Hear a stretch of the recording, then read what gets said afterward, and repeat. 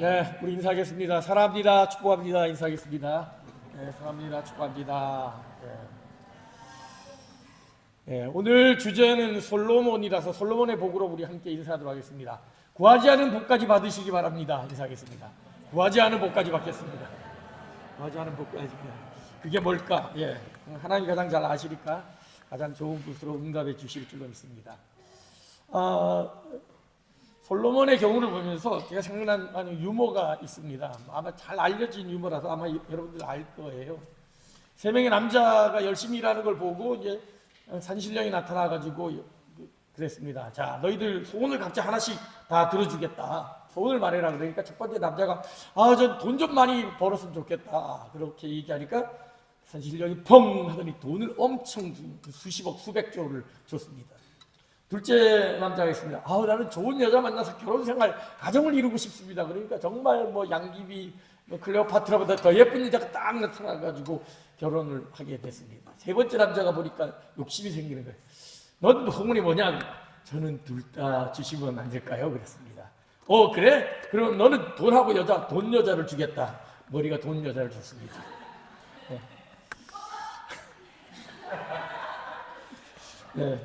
여기는 스포트라이트, 저기는 조금 형광등. 또 이런 얘기가 있습니다. 60세 된 노부부 있죠, 우리 집사님. 60세 된 노부부에게 천사가 나타났습니다.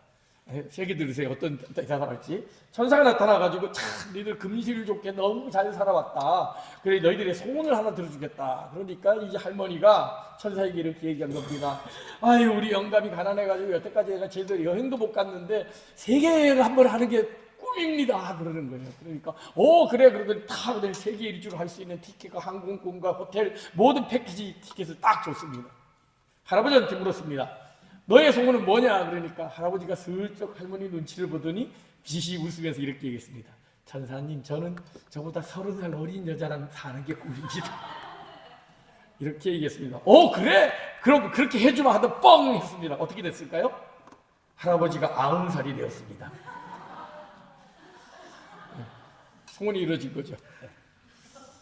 이 우화가 들려주는 교훈이 뭐죠? 우리가 소원을 구한다고 그 소원이 이루어진다고 다 좋은 게 아니라는 거죠. 준비되지 못한 응답은 오히려 독이 될 수 있다는 거죠. 이거 해주세요, 저거 해주세요. 우리가 하나님께 많이 구하잖아요. 그런데 정말 하나님이 그걸 해준다고 내 인생이 행복해질까? 우리가 큐티훈련학교에서도 기도와 강구를 통해 배우는데 응답을 받았다고 무조건 좋은 건 아니지요. 느비딘 광야에서 이스라엘 백성들이 고기 먹고 싶다 그랬더니 하나님 그래? 고기 주시죠. 그리고 난 어떻게 됩니까? 고기가 이 사이에서 떨어지기도 전에 징계를 받아 죽습니다. 왕 주세요, 왕 주세요 했더니 그래? 아직 때가 안 됐는데 그래도 주세요 했더니 누굴 줬어요? 준비된 왕 다윗 대신 서리군 왕 사울을 줌으로 말미암아 이스라엘은 혼란에 빠지게 되죠. 하나님이 주시는 복, 하나님의 음성을 듣고 하나님의 응답을 받고 그것이 진짜 복이 되기 위해서는 그 복보다 중요한 것이 그 복을 받을 준비가 되어야 된다는 거죠. 솔로몬을 보면 솔로몬에게도 똑같은 일이 벌어집니다. 5절을 보십시오. 기브온에서 밤에 여호와께서 솔로몬의 꿈에 나타나시니라. 하나님이 이르시되 내가 내게 무엇을 줍고 너는 구하라. 내가 내게 무엇을 줍고 너를 구하라. 하나님이 말씀하셔요. 천지를 주관하시고 온 우주 만물을 통치하시는 하나님이 너를 구하라. 그러면 여러분 뭘 구하겠습니까? 돈 구할래? 여자 구할래? 아니면 돈 여자 구할래? 여러분은 어떤 걸 구하겠습니까? 솔로몬은 어떻게 너를 구하라 했을 때 어떻게 정말 하나님의 마음에 맞는 그런 기도를 드림으로 말미암아 역사상 전무후무한 그런 지혜롭고도 부귀영화와 모든 걸 가진 왕이 될 수 있을까요? 오늘 그 비결이 오늘 본문에 등장하고 있습니다. 우리가 하나님의 음성을 듣는 준비, 하나님의 복을 받을 준비를 해야 된다는 것이죠. 그게 뭐냐? 바로 5절 이전에 나와 있습니다. 4절의 말씀을 우리 함께 같이 읽도록 하겠습니다.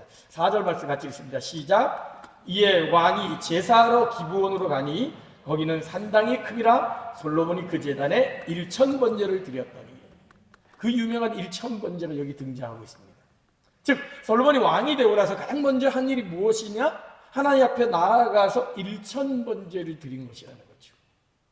일천번제라는 것은 일반적인 제사와는 완전히 구별되는 특별한 제사였습니다. 출애굽기 24장을 보게 되면 이 번제에 대한 얘기가 자세히 나오는데, 보통 대부분 시내산에 드린 모세가 받은 그 제사에 대한 법칙 이후로 이스라엘 백성들이 드렸던 제사는 그냥 소 한 마리 가져다 드리는, 아니면 양, 또 가난한 사람은 비둘기 하나 가지고 와서 번제를 드리는 겁니다.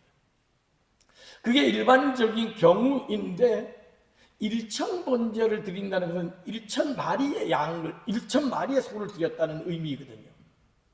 이집트의 무덤 벽화를 보게 되면 제사상 위에 엄청난 재물이 쌓여있는 벽화들이 남아 있습니다. 그것은, 그 재물의 숫자는 자기가 섬기는 신에 대한 헌신의 표현이기도 하지만 동시에 자신의 이만큼 많이 가지고 있다는 권세를 의미하기도 합니다. 그래서 위대한 파라오일수록 많은 수의 재물을 그 방아리나 자신의 신들에게 바쳤던 거죠. 근데 그 벽화에 나타난 그 재물도 1000마리가 넘는 경우는 없습니다. 기껏 해야 몇십 마리, 100마리, 200마리 정도 되죠. 근데 솔로몬이 1000마리를 드렸다는 거예요.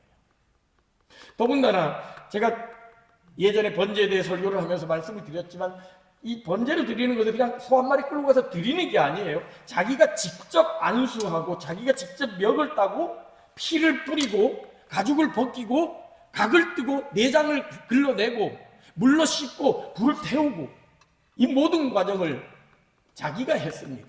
물론 솔로몬이 1000마리를 했기 때문에 그 많은 것들을 자기가 하진 않았을 거예요. 왕이니까 아무래도 누굴 시켜서 했겠지만, 그만큼 수많은 사람이 하나의 소를 뜨는데도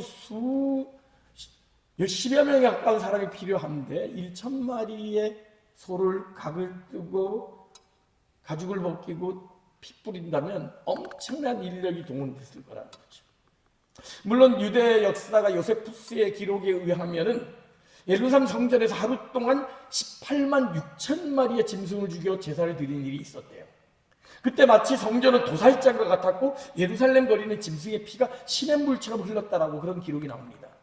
그런데 이 요세푸스의 기록에도 나오는 18만 6천 명은 한 사람이 드린 게 아니죠. 18만 6천 명이 각자 자기의 재물을 가지고 와서 드린 모습이거든요. 그런데 이 1000번제는 솔로몬 혼자 드렸다는 거죠. 그래서 많은 신학자들이 1000번제를 솔로몬 혼자 이건 드리는 것이 불가능하다. 이것은 그것이 아니라 1001을 드린 거다라고 해석을 하기도 합니다. 그래서 우리가 1000번제라는 것도 드리고 1000번제 새벽기도에도 드리기도 하죠. 그러니까 1001 동안 소 한 마리를 매일매일 하나님께 드렸다는 거죠. 1001을 드렸던 1000마리를 드렸던, 이건 보통 사람이 할 수 있는 평범한 제사가 아니죠. 솔로몬은 왕으로서의 업무를 시작하면서 이 위대한 일을 하기 위해서는 자기는 너무도 부족한 존재라는 걸 인식했고, 그러기에 하나님의 도움이 절실히 필요하다는 것을 깨달았고, 그랬기 때문에 1000번제를 드리는 것으로부터 시작하여서 왕의 업무를 시작했던 것이죠. 그러니까 그런 솔로몬의 정성을 보시고 하나님이 나타나신 것입니다. 그리고 말씀하시죠. 내가 내게 무엇을 줄고 내게 구하라. 너 정말 지극정성으로 하나님 앞에 나와 예배하는구나. 이런 지극정성으로 드리는 예배를 내가 받았다. 너 소원이 뭐냐라고 그렇게 말씀하시는 것입니다. 그럴 때 아까 세 번째 남자 같은 경우 둘 다 달라다가 돈 여자를 얻든지 아니면 할아버지 하다가 자기가 90살 되는 그런 실수를 솔로몬은 범하지 않았습니다. 그는 철저하게 하나님의 축복을 받을 수 있는 준비가 되어 있었고 자격을 갖추고 있었던 것이죠. 그는 먼저 이렇게 얘기합니다. 6절입니다. 솔로몬이 이르되 주의 종 내 아버지 다윗이 성실과 공의와 정직한 마음으로 주와 함께 주 앞에서 행함으로 주께서 그에게 은혜를 베푸셨고 주께서 또 그를 위하여 이 큰 은혜를 항상 주사 오늘과 같이 그의 자리에 앉을 아들을 그에게 주셨나이다. 정확하게 자기가 이 자리에 있게 된 이유가 무엇인지를 깨달았던 거죠. 내가 이 자리에 앉은 이유가 뭐냐? 내 아버지 다윗이 늘 언제나 주님과 함께 주님 앞에서 살아가는 삶을 살아감으로 말미암아 하나님이 은혜를 베풀어 주셨고 그 은혜가 지금 나에게까지 왔다는 것을 기억합니다. 즉 저는 아버지의 그 모습을 통해 아버지의 삶을 따라가길 원하고 아버지 다윗의 길을 따라가기 원합니다 라고 고백하면서 다윗의 성공 비결을 두 가지로 요약하고 있죠. 첫째가 뭐예요? 주와 함께, 꿈대오, with God입니다. 주님과 동행하는 삶을 살았던 다윗을 기억한 것이죠. 그 다음에 주 앞에서 코람데오, 프론트 오브 갓이죠. 늘 언제나 하나님 앞에서 종교개혁의 표어가 됐던 이 코람데오의 정신으로 다윗이 살았던 것을 그런 깨달았던 것이죠. 그래서 아버지가 늘 주님과 함께 주님 앞에서 살아가는 것처럼 살아감으로 말미암아 주의 은혜를 누렸고 그 은혜가 지금 나에게 내려와서 내가 이 자리에 앉을 수 있었던 것을 내가 기억합니다.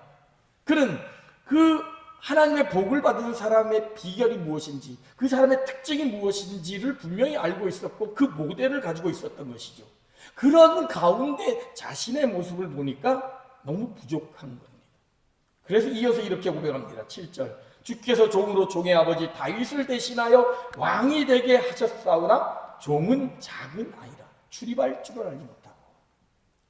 내가 아버지를 볼 때 아버지가 너무 위대하고 아버지는 늘 언제나 주님과 함께 동행하는 삶을 살았고 주님 앞에서 살아가는 삶을 살았는데 그에 비하면 나는 너무도 작은 아이인데 내가 어떻게 이 나라를 통치할 수 있을까? 그는 그 스스로 자기가 작은 아이라고 그렇게 고백했던 거죠. 그리고 고백합니다. 9절에 누가 주의 이 많은 백성을 재판할 수 있으리까?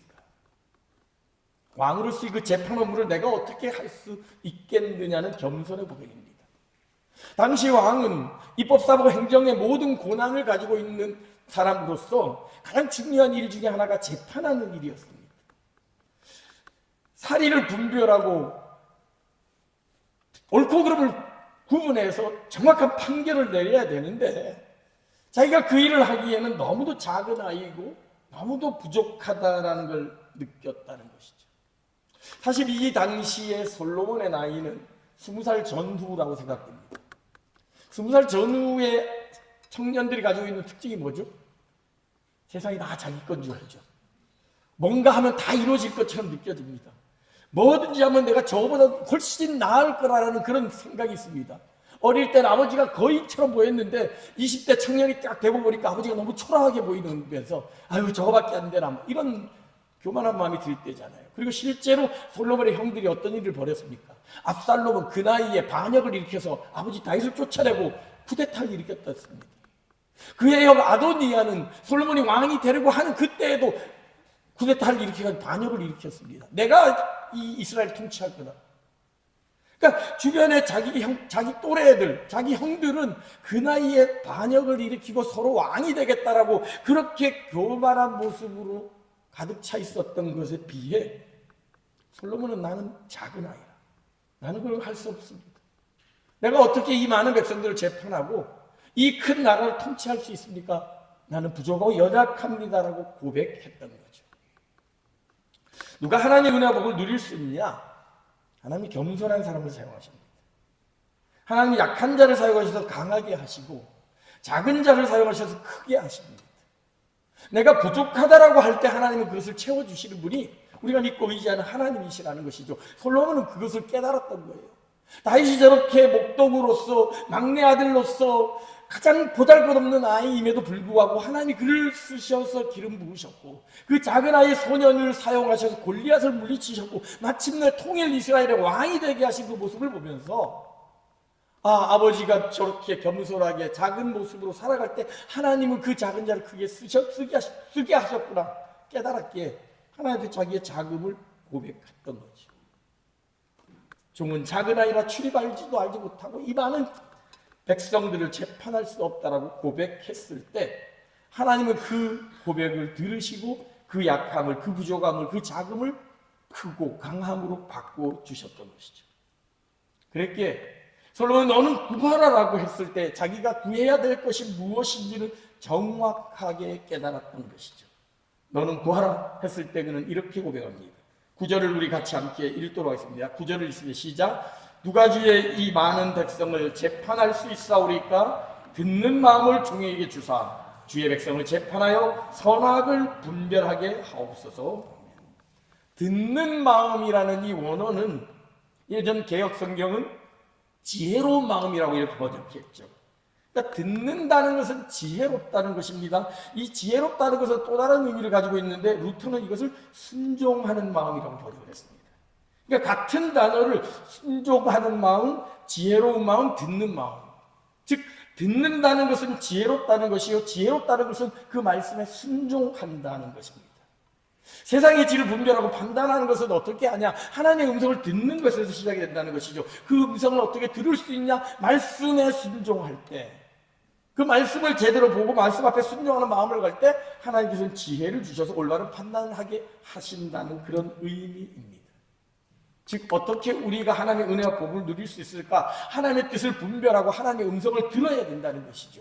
여기를 향한 하나님의 뜻이 무엇인지, 나를 이 스웨덴 땅에 보내신 하나님의 계획이 무엇인지를 깨닫고 들어야 된다는 것이죠. 오늘 주일 예배를 드리면서 하나님이 내게 들려주시는 음성이 무엇인지를 내 생각과 내 경험과 내 지혜를 비우고 들을 수 있는 마음이 있을 때 하나님은 듣는 마음으로 허락하여 주시사 하나님의 놀라운 계획을 알려주시고 우리의 부족함을 채우시사 세상을 이길 수 있는, 세상을 감당할 수 있는 그런 힘과 능력과 지혜를 공급해 주신다는 뜻입니다. 솔로몬은 그 사실을 알았습니다. 그렇게 너는 구하라라고 했을 때 자기 당장의 필요를 구하지 않았습니다. 돈 구하지 않고 여자 구하지 않고 원수매랑 구하지 않고 권세 구하지 않았습니다. 이 모든 것들을 다 아우를 수 있는 세상 만물을 통치하시는 하나님의 마음, 하나님의 지혜를 구한다면 내가 비록 작고 연약하지만 나에게 맡겨진 일들을 감당할 수 있을 것이라 고백하고 하나님께 듣는 마음을, 하나님의 말씀에 순종하는 마음을, 하나님의 지혜를 구하는 마음을 구했던 것이죠.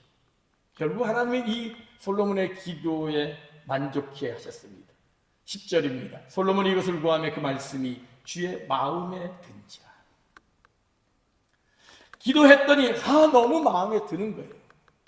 우리가 아이들한테 너 뭐 할래? 이번에 크리스마스 선물 뭐 줄까? 그러면 아이들 보통 뭐 얘기해요? 장난감 사달라, 뭐 사달라, 뭐 게임기 사달라, 뭐 살라달라 그러다 이러는데 너 뭐 구할래? 그러는데 근데 저는 엄마 아빠가 내 엄마 아빠라서 만족해요.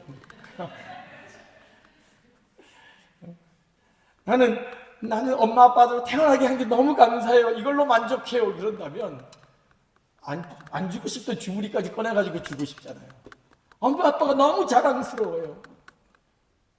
날 이렇게 키워줘서 감사해요.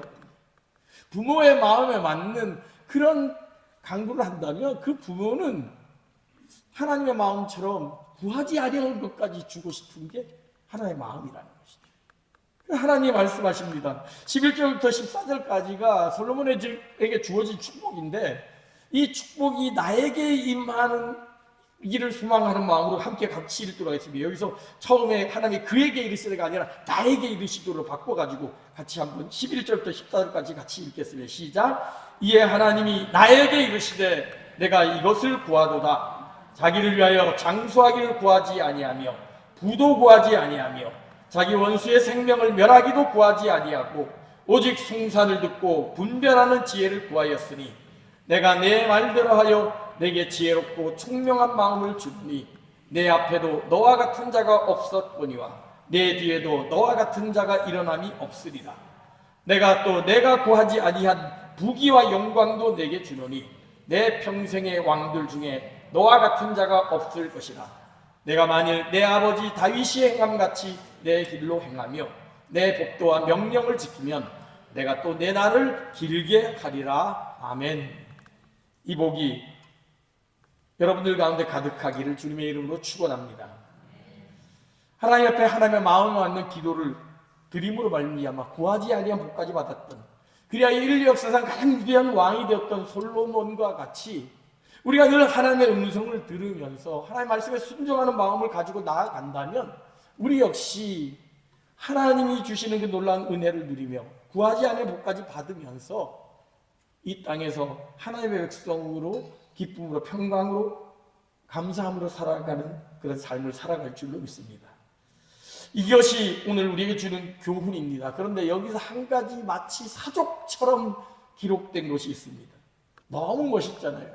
일천번제를 드렸더니 예배로 시작했더니 하나님이 복을 주셨고 늘 기도로 준비되어 있어서 겸손함으로 모델인 다윗을 닮아가려는 열정이 있었을 때 결국 하나님은 가장 좋은 것을 주셨고 결국 그에 합당한 복을 누렸을 뿐만 아니라 구하지 않은 복까지 받았다. 이렇게 끝나면 참 좋은데 15절에 뭐라고 되어 있습니까? 15절 이렇게 되어 있죠. 솔로몬이 깨어보니 꿈이더라. 여러분 어떠세요? 어떤 느낌이 드세요? 갑자기 허망한 느낌이 드죠.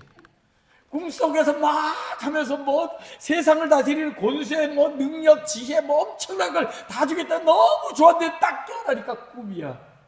그럼 여러분 어떻게 해요? 에이씨, 좋다 말았네. 아니 뭐 개꿈이네. 아유 길모인데 오늘 뭐 좋은 일이 생기려나? 는 정도로 생각할 거예요. 근데 솔로몬은 어떻게 했어요? 깨어보니 꿈이더라. 그리고 나서 뭐라 그래요? 이에 예루살렘에 이르러 여호와의 언약궤 앞에 서서 번제와 감사의 제물을 드리고 모든 신하들을 위하여 잔치하였더라. 깨어버린 꿈이었습니다. 근데 솔로몬은 그 꿈을 꿈으로 생각하지 않았습니다. 솔로몬은 그 꿈을 하나님의 약속으로 믿은 거예요. 비록 꿈이었지만 하나님 꿈을 통해 나에게 이러한 것을 주시는구나 라고 믿음으로 받아들이고 언약궤 앞에 서서 예물을 드리는 겁니다. 감사의 제사를 드리는 겁니다. 그리고 신하들을 위하여 잔치하는 겁니다. 이건 뭐예요? 다른 사람에게도 공포하는 거예요. 하나님이 나에게 이런 복을 주셨다라는 것을, 내가 이런 놀라운 복을 받았다라는 것을 만천하에 공포하는 겁니다. 어떻게 하나님의 약속이 실제가 될 수 있을까? 꿈으로든 말씀으로든 오늘 설교 시간이라든 기도 가운데든 나에게 주신 말씀이 하나님이 주신 말씀이라고 믿고 선포하고 그것을 하나님께 감사의 제물로 올려드릴 때 그 꿈은 현실이 된다는 거죠. 수많은 사람들이 하나님이 주신 복을 받을 수 있는 기회가 있음에도 불구하고 불신앙으로 또 구하지 않음으로 말미암아 그것을 받지 못하는 경우도 있지만 솔로몬과 같이 꿈으로 나타났을 때 그냥 꿈인가 보다, 그냥 별거 아닌가 보다, 잠깐 설교 시간에 은혜 받은 말씀인가 보다 라고 생각하고 스쳐 지나가 버리기 때문에 그 복이 나의 삶의 현실로 실제로 다가오지 못하는 그런 경우들이 얼마나 많은지 모릅니다. 그러나 솔로몬은 그런 실수를 범하지 않았습니다. 그는 꿈을 하나님의 응답으로 믿었습니다. 그리고 감사 예배를 드리고 다른 사람에게 공포하고 감사의 잔치를 보냈습니다. 결국 그의 이런 믿음의 행위는 그대로 현실로 나타났고 그는 역사상 찾아볼 수 없는 가장 지혜로운 왕이요 가장 부강하고 번영했던 그런 나라를 통치하는 왕이 될 수 있었던 것이죠. 늘 언제나 하나님의 음성에 귀 기울였고 하나님의 말씀, 하나님의 축복을 받을 준비가 되어져 있었고 그 모델로서 다윗을 바라봤던 결국 그것이 이루어졌을 때 비록 그것이 꿈이라 할지라도 하나님의 약속으로 믿고 믿음으로 받아들임으로 말미암아 솔로몬은 역사상 전무후무한 구하지 아니한 복까지 받아 누리는 그런 놀라운 축복을 받은 사람이 될 수 있었던 것이죠. 어떻게 우리가 이러한 솔로몬의 축복을 받아 누릴 수 있을까요? 늘 언제나 하나님의 음성에 귀 기울이는 삶을 살아야 됩니다. 세상에 들려주는 수많은 소리들, 수많은 어떤 생각들, 그 모든 것들보다 가장 우선적으로 하나님의 음성을 분별하여 들을 수 있는 그런 우리가 되어야 된다는 것이죠. 설교를 들으면서도 우리는 수많은 이야기를 듣습니다. 끝나고 나면 대부분 사람들 얘기하면 그거예요. 오늘 설교 뭐 어땠어? 돈 여자 뭐 이렇게. 그거밖에 기억이 안 나요. 90살 뭐 근데 할아버지가 됐더래 뭐 이런 얘기밖에 안 나지. 대부분 예화만 생각나는 거죠. 왜 그럴까요? 우리의 생각은 정말 하나님에게 집중하기보다는 그냥 내가 듣기 좋고 내가 좋아하는 이야기에 귀를 기울이게 돼 있는 것이 죄악된 본성을 가지고 있는 우리들의 모습이기 때문입니다. 그러나 솔로몬은 그러지 않았습니다. 그는 하나님의 음성에 기울였죠. 그렇게 그것이 비록 꿈이라 할지라도 그것이 개꿈이 아니고 그것이 잠깐 지나가는 그런 꿈이 아니고 실제로 현실로 이루어지는 사실이라는 것을 그는 믿음으로 받아들였던 것이죠. 말씀을 마무리합니다. 어느 한 집에 엄마들로 가득 차 있었습니다. 바깥 마당에는 그 엄마가 데리고 온 아이들이 가득 차서 놀고 있었습니다. 그때 한 엄마가 자기 아들의 이름을 부르면 누가 대답할까요? 한 100여 명의 아이들이 있다 할지라도 자기 아들의 이름을 부르면 그 아이 하나가 대답할 겁니다. 설령 그 아이의 이름이 동명이인이 한 5명 있다 그래요. 길동아 그러든지 아니면 영희야 그러면 김영희도 있고 박영희도 있고 최영희도 있고 강영희도 있고 이영희도 있는데 그 딱 부르면 엄마가 영희야 부르면 누가 대답해요? 자기 딸, 자기 아들이 대답하는 거죠. 그게 부모와 자녀의 관계예요. 근데 하나님이 여러분을 딱 부르시면 여러분은 네 하고 응답하실 수 있겠습니까? 동명이인 불렀나? 설마 나를 불렀나? 사실 이거는 오늘 운영위원 선거하고도 그래요. 하나님이 만약에 누군가는 운영위원을 하라고, 누군가는 애들 섬길 사람 하라고, 성가대 하라고, 예배위원 하라고, 중보기도 하라고 하나님이 분명히 들려주신단 말이에요. 근데 우리는 그 음성을 듣고 나서 아이 옆집 잘못 불렀나 보지, 김영희가 아니고 강영희인가 보지, 그렇게 생각하면서 혹시 외면하는 것이 우리의 모습은 아닌지, 왜 우리가 하나님의 음성을 듣지 못할까? 왜 우리는 길동이처럼 하나님의 음성에 네 하고 반응하지 못할까? 사실 하나님의 음성을 듣는다는 게 쉬운 일은 아닙니다. 그리고 또 하나님의 음성이라고 생각했는데 알고 보니까 내 욕심이었고 내 바램을 하나님의 음성이라고 착각하는 경우도 많죠. 그럼 어떻게 우리가 솔로몬처럼 하나님의 음성을 제대로 듣고 또 그 음성에 제대로 반응하여 정말 구하지 아니하면 복까지 받는 그런 놀라운 축복을 누릴 수 있을까? 가장 첫 번째는 하나님 앞에 예배하는 자의 삶을 살았다는 거죠. 이 모든 것들이 하나님의 은혜임을 고백하며 하나님께 자기가 할 수 있는 최선의 예배를 드립니다. 그리고 그 앞에 자기는 너무도 작은 아이라는 것을 고백하며 겸손하게 자신의 모습을 고백하는 겁니다. 그리고 정말 하나님의 관점에서 하나님이 원하시는 바가 무엇일까?